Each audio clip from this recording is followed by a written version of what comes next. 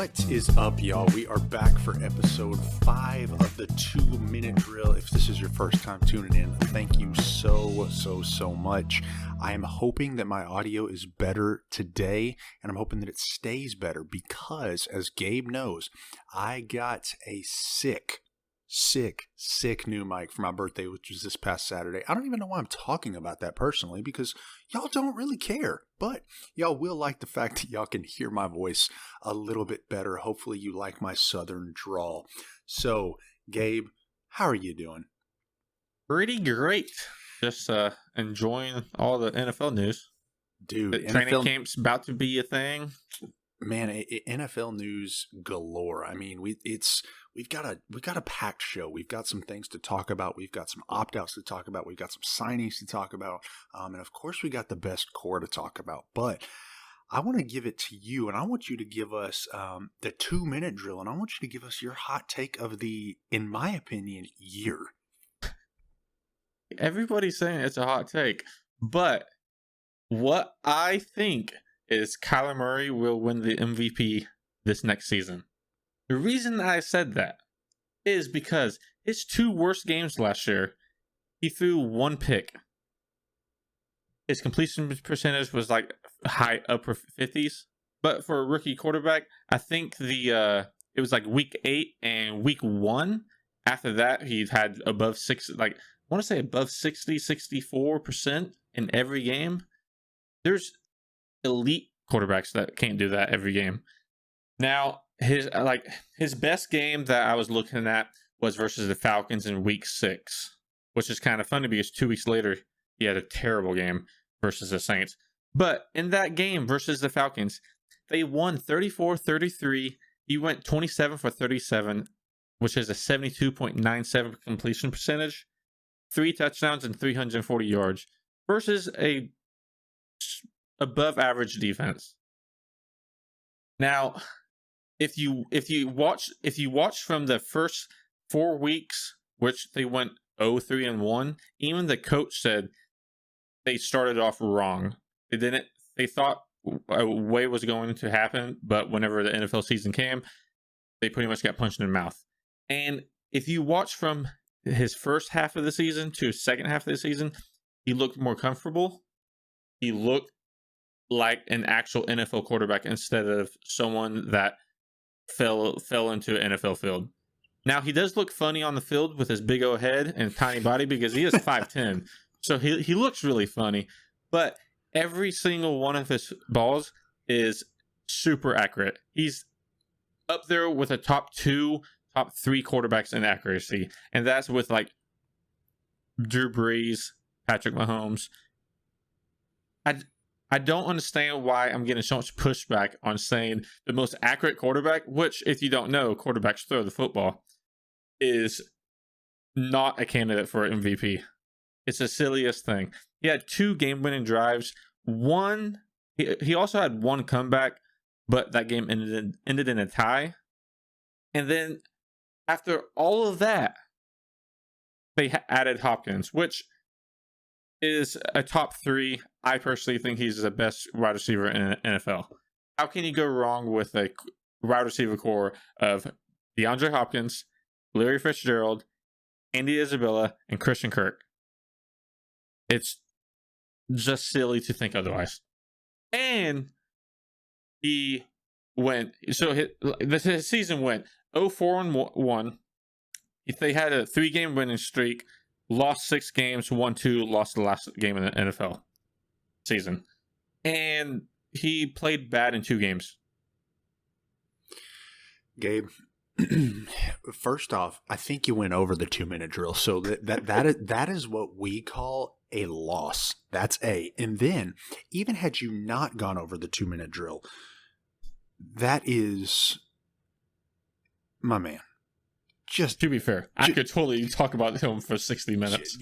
Just a god awful take. I'm not even going to give that the time of day, because we got to get into opt outs. But guys, just please stay with us, Gabe. I promise he knows what he's talking about. Everyone will see whenever this season happens. He's going to be the best. Wow, I can't even believe I just heard that, guys. I knew that was coming, and I'm still shocked. So, With that said, I didn't know that so many players would be opting out due to coronavirus. I will say that, Gabe. There's guys that I don't even think like their own families know who they are or that they're in the NFL that really nobody cares about. They probably weren't even going to make the team. But there's guys like Larry Warford. We got Marquise Goodwin. We got Nate Soldier. We've got Star Lutalele. We've got a lot of big name guys that are dropping out. And I want to spend about 10 minutes talking about this. I want to talk about at what point does this stop? And I'm not saying that it should. I mean, because at the end of the day, these are grown men that are doing what they believe is best for their family. And do what you want. That's cool. But when does it stop? And when do what's the tipping point? Because at the end of the day, I don't think the NFL is going to throw out fourth string bums if you've got the top three guys that are all not playing. So I guess I want to start. When does it stop, Gabe? I think the NFL. I mean, NFL had the most time of any league to figure out what they were doing, and they still haven't really agreed to everything yet. So I have a feeling the NFL is just going to pretty much just force this season to happen, no matter who gets out. I mean, even like one question people keep on saying is like, what if Patrick Mahomes is in like the AFC Championship game and he gets COVID? Is he out until the Super Bowl? Nope. And I talked to a client about this. No, he is not. To think that, because at the end of the day, the NFL is a business, to think that their most marketable star, he is their most marketable star, is out for the AFC Championship game because of coronavirus, I promise you, regardless of how we feel about coronavirus, I'm not even going to talk about that. I promise you Roger Goodell would turn his cheek, or he would turn a blind eye to it. He would turn a blind eye to the fact that Patrick Mahomes, I don't care if it's the worst case of coronavirus ever known to man, or if it's just he's asymptomatic and he's probably given it to all of his friends and his teammates and all that crap. I guarantee it, that there would be an eye turned. There's just, I can see that. As a business person, why would you have your most marketable player miss a game because of the coronavirus? Again, not to say it is good, not to say it's bad, not to say it's huge, it's not, whatever. But why are you going to have your guy miss it? Because at the end of the day, when push comes to shove, the competitive drive of people, and in particular males, and in particular alpha males in the NFL, that comes out, and you're not going to miss the AFC Championship game. You're not going to miss the Super Bowl. You may miss a Week 13 game that's meaningless, but not that any game's meaningless in the NFL because there's only 16. But y'all know what I'm saying. You may miss a less meaningful game, but AFC Championship, Super Bowl, no, I mean, Patrick Mahomes would literally he would have to code out to not show up on that field, truthfully. So he would have to announce that he had COVID, like, to the media before anything would change. And again, it's then you start talking about guys. Are guys going to out themselves? No, you look at it with concussion, something that is not to say that coronavirus isn't a major issue, but something that is a major lifelong issue.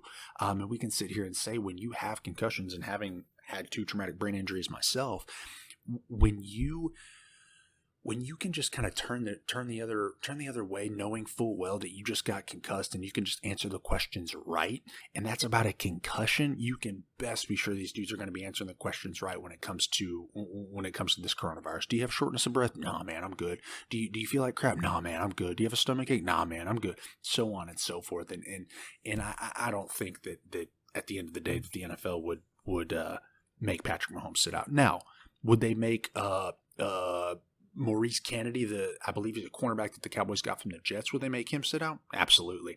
Would they make Eddie Goldman for my Bears sit out? Absolutely, even though he's a huge piece, and that's going to be a huge loss, and I could talk about that for 30 minutes. Will they make Patrick Chung sit out? Possibly. But are they going to make Patrick freaking Mahomes or Lamar Jackson or Drew Brees or Tom Brady, are they going to make them sit out? Fat chance. There's no way Tom Brady sits out or opts out or anything. With all of his medical business and all that, there's just zero chance Brady opts out. No matter if no matter if his whole family has it, no one's going to know. His whole family could have already had it, but they would never announce anything. I'm waiting. I'm waiting for a guy because I'm looking at the list that you created. And by the way, y'all, you can look at this list that Gabe created on our Facebook 2-minute drill. It's a great list. We have access for everybody, and I'm looking at it right now. And I'll also put it in the show notes. Perfect. I mean, so right now we're at 31 guys that have opted out, the main guys. And I guarantee you, if I went and listed any of these names to the average Joe, nobody would know who they were. So my question then becomes, are we going to be dealing with lower tier players that are doing this? Or at what point is somebody who is a big name going to do this, if they will? You know what I mean? To be fair, like Dante Hightower and like Eddie Goldman and Michael Pierce, I mean, for any NFL fan, those are huge names. Maybe not for like the average Joe, but for NFL fans, those are pretty big names. I mean, Dante Hightower is the biggest name on the list so far. Of course, you say that as a Patriot fan. I mean, he's a 3-time Super Bowl champion, so and he's been key in those, so yeah, everyone knows about him. I mean, like Damian Williams, a lot of people know about him just because last year they just won a Super Bowl. So, and he played great. He's a great running back.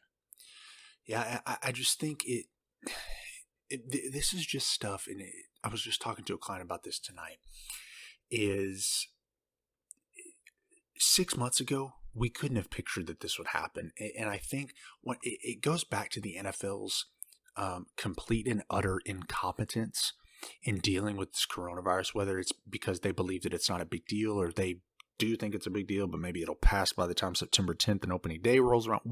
I don't know what it is, and I'm not going to act like I know what it is, but to have, and you said it perfectly, to have more time than literally any other sports league. I mean, look at the top 3 sports, or the other 3 sports leagues. MLB was in spring training. Basketball was about 15 games away from the playoffs. NHL was getting ready to start the playoffs. So they were screwed, caught with their hands behind their back. But the NFL had just finished the Super Bowl, for crying out loud. This is back in February. My God. February, this crap breaks out. It broke out before that, but it became a huge deal February. I believe it was February 20th I think it was March 7th was when Rudy Gobert came down with it, and that just when crap hit the fan. But they were about to play the Thunder. Exactly. So I don't know how the NFL is caught again in a god-awful PR nightmare because of their own doing, or shall I say, lack of doing in this whole situation. And it's just pathetic for a $10 billion a year company to be caught with their hands behind their back like this after a 5-month opportunity to not be caught with your hands behind your back. It's just piss poor. It really is. And I hate to use that word, but it is just piss poor. Yeah, I mean, it's just silly that like they had this whole time, and they should have at least gather, even if it doesn't happen. Why didn't they get the bigger points down, like money? Money's really the thing that's stopping everything.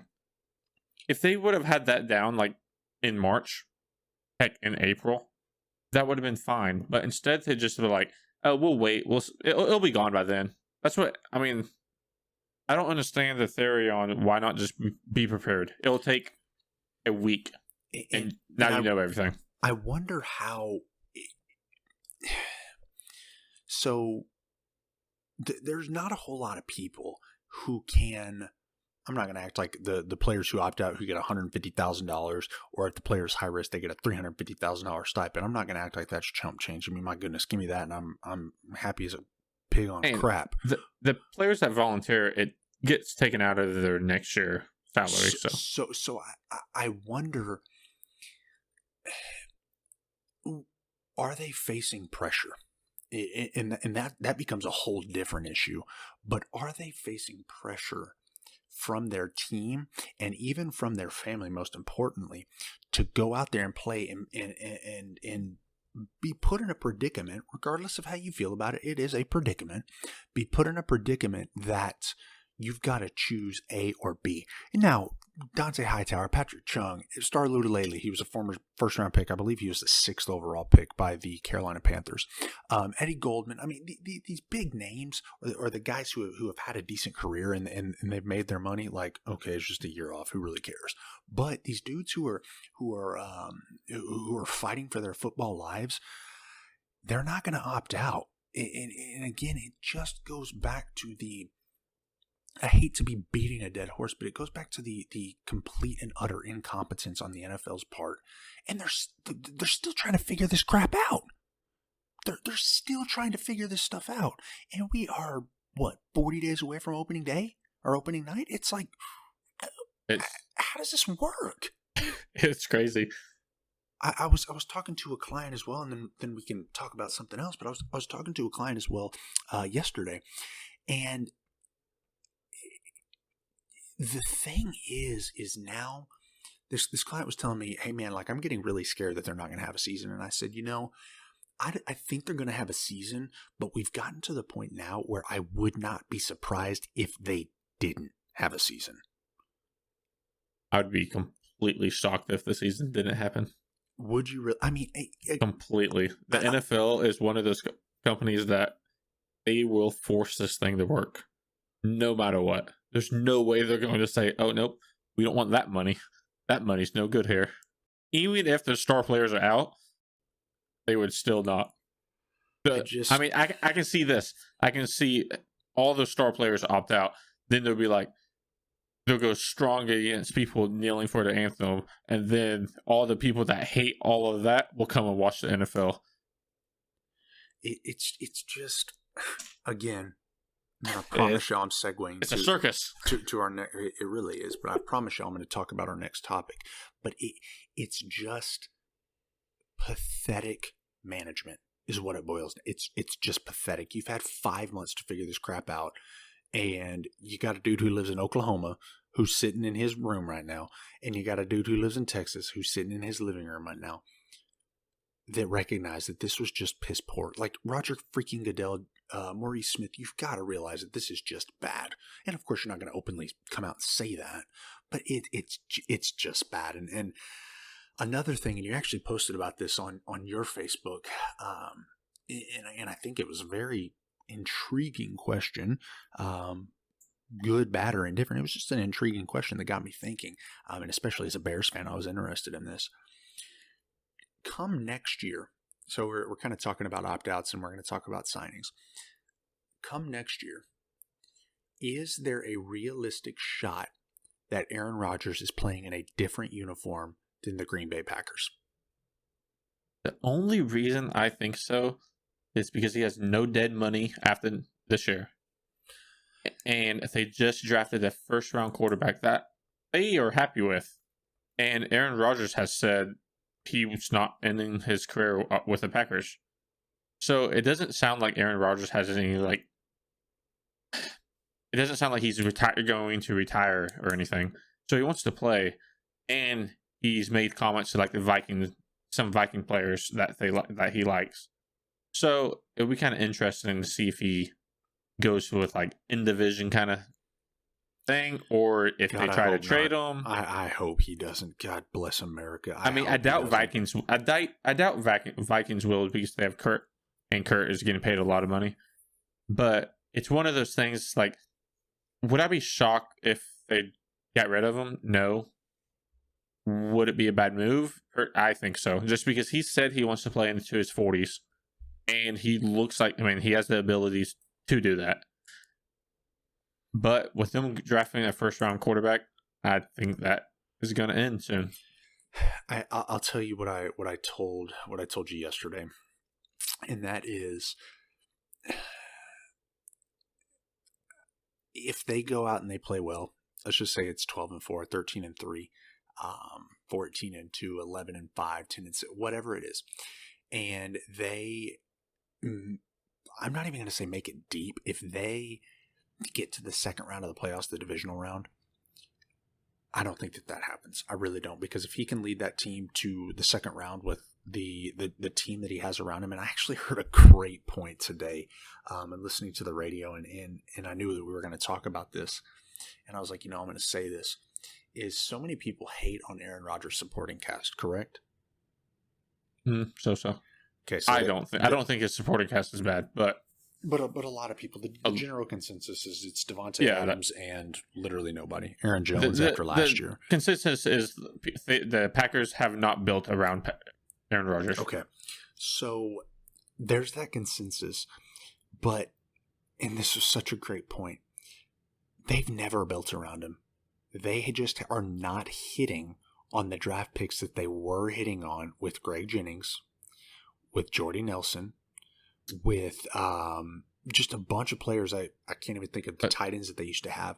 They had Mercedes Lewis. He wasn't drafted by them. He was drafted by the Jaguars, and I believe it was 2006. But wasn't Davante Adams drafted by him? Davante Adams was drafted by him, and he's the only hit that they've had. Aaron Jones? He was drafted. I think, he was drafted by them. But the point of it was, I mean, how many people say he's one of the greatest quarterbacks of all time?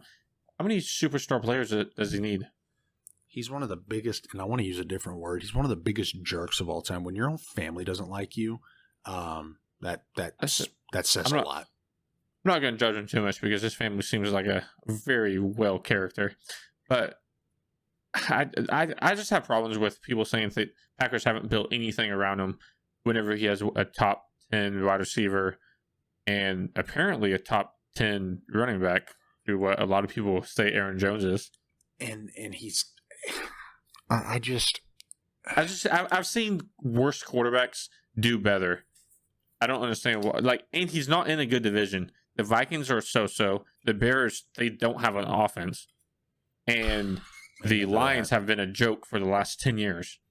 Matt Stafford, one of the most overrated players in this era, truthfully. And we should just have a debate episode because I think we disagree with a lot of football stuff.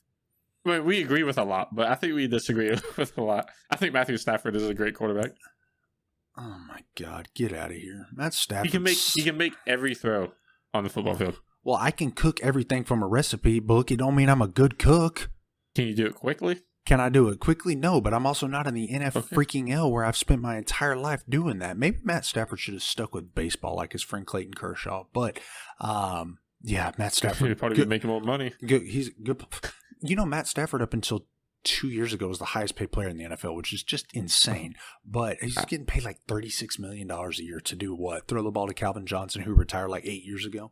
Not really people. I know Calvin Johnson retired 5 years ago, but I miss Calvin Johnson so much. I was watching highlights of him like 3-4 days ago, and just I love that catch whenever there's 3 guys around him and he still goes up and catches it. He was so good. And it's funny because, and this wasn't in the plans for the segue, but I wanted to talk about this just briefly. Then we can get back, or we can start talking about the best core. But briefly, what are your thoughts on the Jamal Adams heist? That's what I'm going to call it. What were your thoughts? Okay. At first, I thought the Jets were stupid. I thought the trade was, I mean, Seattle kind of overpaid. But I thought the Jets did a mistake. Okay, so the trade was Bradley, a Seattle safety that actually had a pretty decent season, and 2 first-round picks, and a third for Jamal Adams, and a 4th. Now, the Jets, they have a bad coach. The team's not going anywhere anyways, so might as well build for the future, because I expect Adam to be fired this offseason or next offseason. And then the GM seems to be like he knows what he's doing. Yep. So if they can maybe get a decent pick with at least one of those 2 first, then it wouldn't be that bad. My only thing is Jamal Adams is a top 2 to 3 safety. And the Jets have missed on like 8 of their last 9 first-round picks. So it's going to be in time, but I still think Seattle won the trade. So, Tommy, I know you're going to listen to this, and I know you know where I'm going with this. a safety who cannot cover, a safety who does not get interceptions,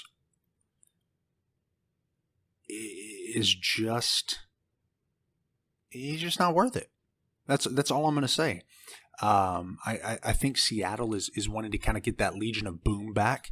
And that might be a detriment to them too. And you want to get a big hitting safety in the mold of Cam Chancellor. And I'm not comparing Jamal Adams to Cam Chancellor. I think we can all agree that Jamal Adams is better, but I don't believe he's better by a mile like most people would immediately say. But no, I agree. I mean, if you paid attention to like whenever the Legion Boom was all put together. Now after the Legion Boom, he wasn't. That's dynamite. And then he had the neck injury where he had to retire. Really sad. But Jamal Adams has got to be paid in 2 years, and if not after this year, you don't win a championship with your best defender in today's day and time being a safety. You just don't. So now at all three levels, they've got studs: Jaron Reed, Bobby Wagner, Jamal Adams. And you can talk about Shaquem Griffin. You can talk about Shaquille Griffin. That's someone who I was thinking about. Shaquille Griffin is really good. Trey Flowers, like they've got some good pieces there. But I don't think that if the Seahawks do anything this year, I don't think it's because of Jamal Adams. I don't think it's because he shot them over the top, because people won't remember this because a lot of people just don't know. But when there was talks that he wanted to come to Dallas, there was Vegas, sets over-unders on wins every year. And Jamal freaking Adams, who we can all agree is a top, let's just say 3, 4, 5 safety in the league. Jamal Adams did not move the needle more than a game for the Dallas Cowboys. So Jamal Adams, really good. I'm not going to sit here and act like he's not. But to sit here and act that he's going to be the reason that the Seattle Seahawks go out and win a championship, no, I'm not going to go that far. Now, could I look like an idiot in a year? Possibly. But I don't think so. With that, I don't think a single defensive player will move the needle too much. Not even Aaron Donald. I don't think, because there's ways to get a guy out. Now, if you have 7 of them, that's going to move a needle. But if you just have 1 or 2 guys, there's nothing. Unless he's having a Hall of Fame type season. I will take I will take what the Jets got for him over him. I just will. The only reason I don't take the Jets is just because I think they suck at drafting. I mean, they're probably going to miss. Yeah, they're probably going to miss. That's the only reason I don't like just because I have little faith in the Jets. If they can go out and get some players, I mean, again, huge if. It's a crapshoot. But if they can go out and get some players with these draft picks, I think they're going to be pretty set. And it's funny that I just mentioned some draft picks, because I want to start talking about the best core. We are going to spend roughly, we've already been talking for about 28 minutes. I want to spend about 20 minutes on this. And I want to spend time. We're not going to go one by one through all these lists, or through each team, because that's, what is 32 times 3? 96. I'm not going to list 96 players, but were there any teams that really just stood out to you? And were there any teams that stood out to you in a good way or a bad way? And then I want to talk about who your top 3 cores are and why. I mean, not saying my 3 cores right now. There's a few teams that kind of interesting to me, but I don't think they're there now.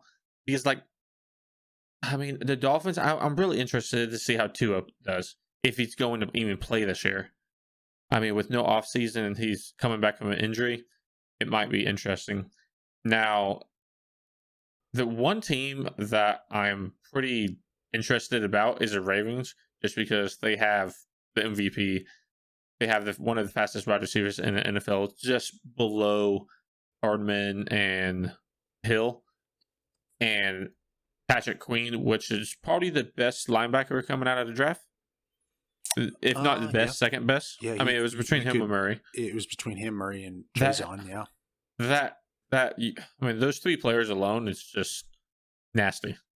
And I mean, other than that, I don't know. I'm not too sure. Maybe the Washington football team, which is still funny to say. That is very strange. Chase Young and Montez Sweat is going to be nasty on the defensive line. If they pan out, yes. A team that truthfully surprised, I wouldn't say surprised, but when I started looking at these teams, and guys, what we did with this is how we did it is we laid out the teams, of course, and then just went one by one and picked out. There is a rhyme or reason, but there's not a right or wrong answer to these. What I tried to do and what Gabe tried to do is we try to have these guys be no more than about their 4th, 5th year in the league, because if somebody's in their 10th year in the league, I don't think that we can consider him a young piece. He's at least 30 years old. Now, part of a core, yeah, like if your name's Aaron Donald, yeah. But generally speaking, we went for young guys. We went for guys in their rookie, second, third years type thing. So with that being said, there was a couple teams that caught my eye. One of them was the Bengals. And it's not because of Joe Burrow. It's actually because of the two guys below him. And I know y'all can't see our notes, but I'm looking at them right now. Jonah Williams, people are sleeping on how good Jonah Williams was as a tackle at Alabama. Jonah Williams, I don't know if anybody even knows who he is, quite honestly, got hurt in training camp last year. If I'm remembering right, he blew out his ACL. So he missed all of last year. Jonah Williams was a destroyer in college. Blocking and protecting Joe Burrow's blindside, I think you're going to see like, holy crap, this Jonah Williams dude, this dude ain't no joke. And then another guy is Jesse Bates III, their free safety.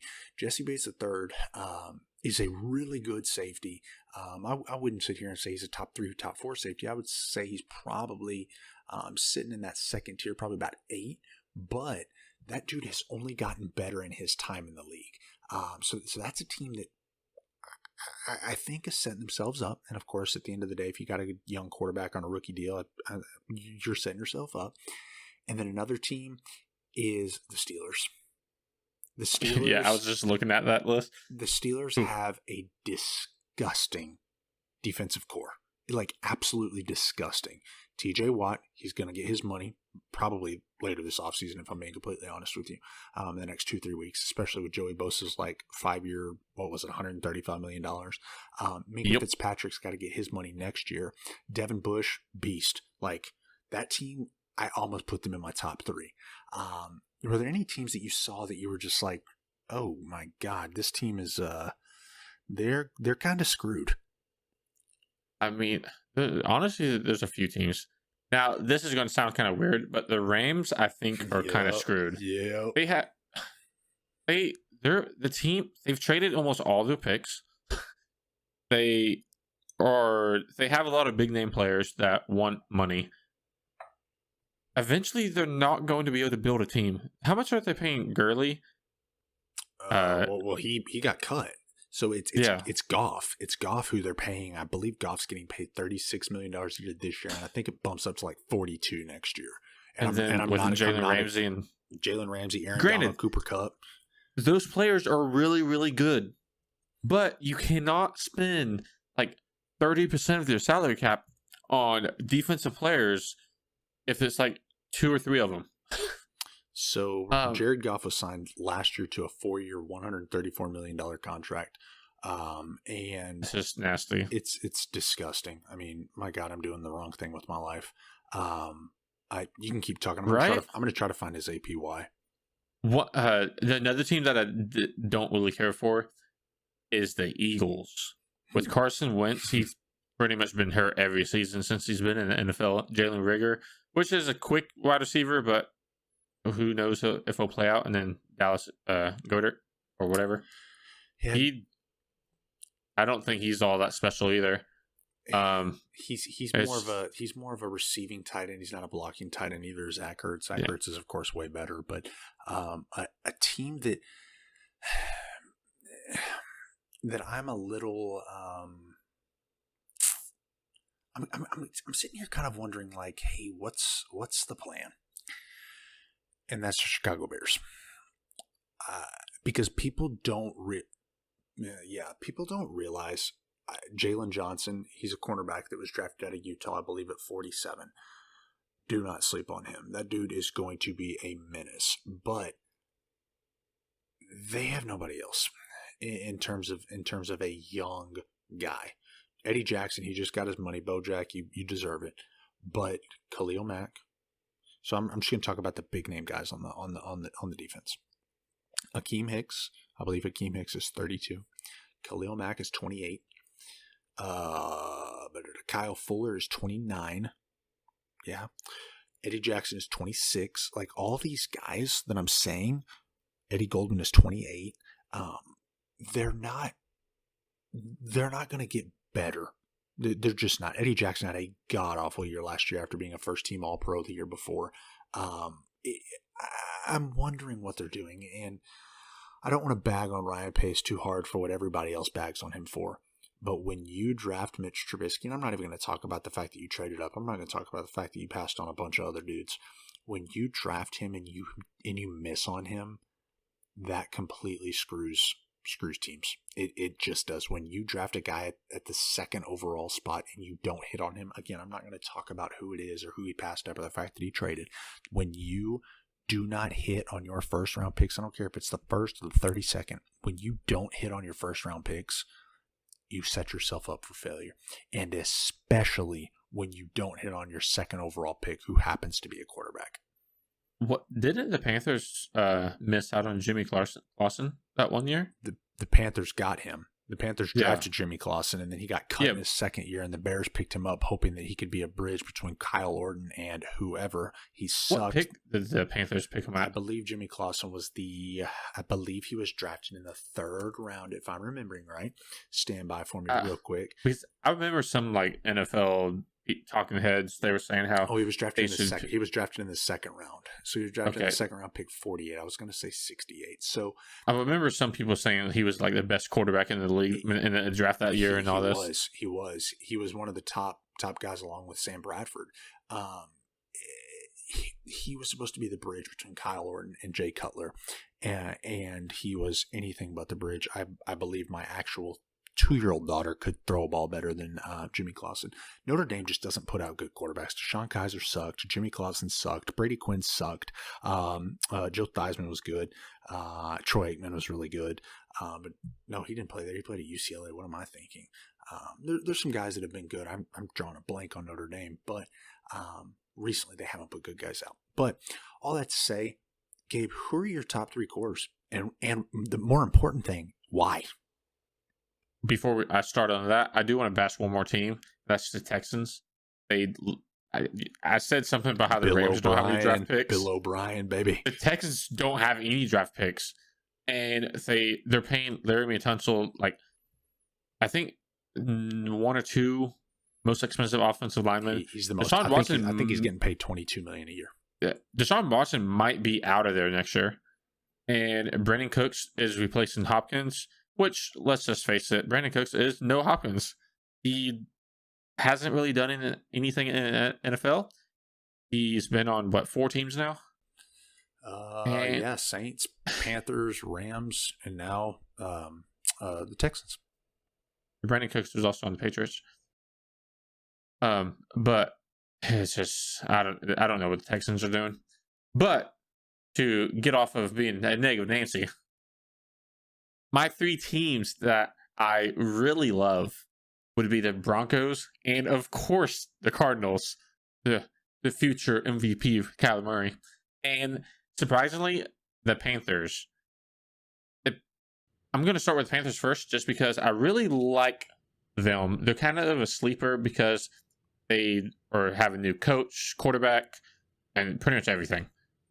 And Christian McCaffrey was pretty much their offense last year. And I don't see anything that's stopping them from doing that same thing this year, but with help with Teddy Bridgewater. Teddy Bridgewater can actually throw a football, and he's a million times better than Kyle Allen. Now, do I think they'll win anything?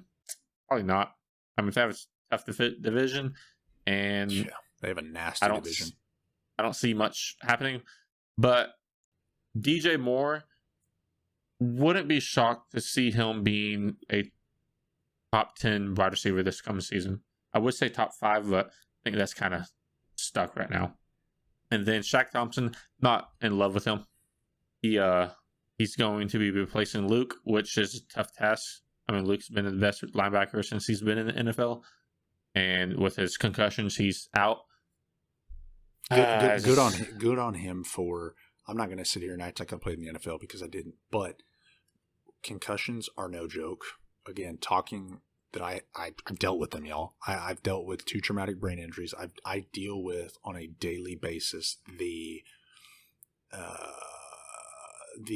effects of concussions. I will never, ever, ever fault somebody when they retire because of concussions. I just won't. Does it suck that we won't have Luke Kuechly? Yeah, I mean, but if you're faulting Luke Kuechly, you're doing it out of a selfish way. Luke Kuechly did what he believes was best for his family, and that's that. Yeah. So since I don't want to just go through all 3 of my lists, can you want to go through one of your selections? Guys, I think I'm going to shock y'all with my number 1. I truly believe I'm going to shock y'all with my number 1. So at number 1, I have got the Buffalo Bills. At number 2, I have got the Dallas Cowboys.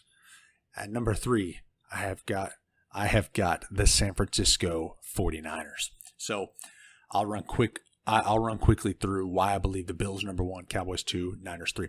So yeah, guys, we put their core, the Bills core, as Josh Allen, Ed Oliver Jr., and Tre'Davious White. Tre'Davious White was arguably the second best corner in the league last year, and he's only entering his 4th year. Tre'Davious White is a shutdown corner. When you have got a shutdown corner and you have got a dude who on the defensive line playing nose tackle as well as in, depending upon which technique they want to put him in, what defense they run. They run a, if I'm correct, if I'm remembering right, I believe they run a base 4-3 is what the Bills run. But I believe Sean McDermott runs a 4-3. But Ed Oliver Jr., if this dude can stay off the alcohol while driving, you stupid idiot, why are you getting a drunk driving arrest 2 months ago? But if he can... He said that he wasn't drinking. Well, okay. Whatever. He had no... His blood alcohol level was 0. Okay, well then you're just a god-awful driver. No, he's an idiot because he had an open container in his in his door. I mean, you bozo. But Ed Oliver Jr., guys, I believe Ed Oliver Jr. is going to be a stud in this league. A stud. I'm not talking a guy that's like, oh, he's good. He's a good player. He can maybe make a Pro Bowl. I'm talking like a perennial Pro Bowler, a perennial All-Pro candidate. And then Josh Allen, that is a huge wild card because, guys, Josh Allen, when he's on, and you can say this about anybody, but when Josh Allen is on, he can make any pass in the league or any pass in the game. He can make, he can do it with his legs, and that's huge in today's game, especially with defensive ends screaming across the edge. He can do anything that you need him to do. He won't lose you games, but that's all predicated upon him being on. When he's not on, dude is, I believe, I don't have his numbers right in front of me. I believe he's a career like 54% completion percentage. The dude is about as inaccurate as inaccurate gets. But I do believe that they have the best young core in the NFL. And that's not even talking about AJ Epinesa. That's not even talking about Devin Montgomery. That's not talking about some guys, Stephon Diggs. Like, that team I think is going to be good for a very long time. The Dallas Cowboys. The Dallas Cowboys. Guys, Dak Prescott is not, I repeat, he is not a part of this young core that I have. The Dallas Cowboys core that I've got, I don't know, I'm talking a lot. I'm going to let you talk about your 2 here in a second game. The Dallas Cowboys core that I've got, I lied. I do have Dak Prescott as the core. I'm an idiot. But Dak Prescott, okay, there it is. I'm an idiot, guys. I'm sorry. I was scrolling up to see my notes. CeeDee Lamb, okay, I don't think that's a shock to anybody. You could even throw Michael Gallup in there as well. Here's a guy that people don't even know who they are. Right? They don't even know who he is. But Trevon freaking Diggs, Stephon's cousin, younger cousin. Trevon Diggs is a 22-year-old rookie. Trevon Diggs was, I believe, out of Alabama. Stud. Now, cornerbacks, they always get murdered their first year. So when Trevon Diggs sucks this year, don't be calling us up. Don't be posting us up. Don't be hitting us up saying, hey, you suck, Hunter. You're dumb. Trevon Diggs, I told you he was going to suck. No. Corners always suck their first year in the league. But Trevon Diggs, mark my words, will be a Pro Bowler routinely. Hey, make sure you send that negative email to him and not me. Yeah. Don't send it to Gabe. Send it to me. Trevon Diggs, I do believe, will be a stud corner in this league. He's got the length. He's got the strength. He's got the abilities. He's got the hip fluidity. The dude is going to be a beast. Gabe, who do you got number 2 and why? Number 2, which is a tough one because I did say Kyler Murray was the MVP. But number 2, I have the Cardinals. The main reason I'm about to destroy you for your third player, by the way. The main reason I like the Cardinals is because of Kyler Murray. He's going to be a threat. And I'm super excited about DeAndre Hopkins. He actually has 2 guys that will never drop the football, and he has 2 tiny guys, which the tiny guys are, I'm pretty sure, bigger than him, which is kind of funny. But Christian Kirk and Andy Isabella is going to be a linebacker's worst nightmare.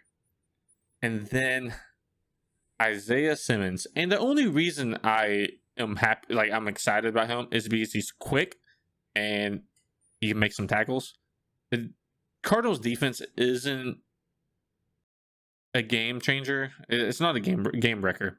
They needed speed, and that kind of helps. I know you don't like him at all.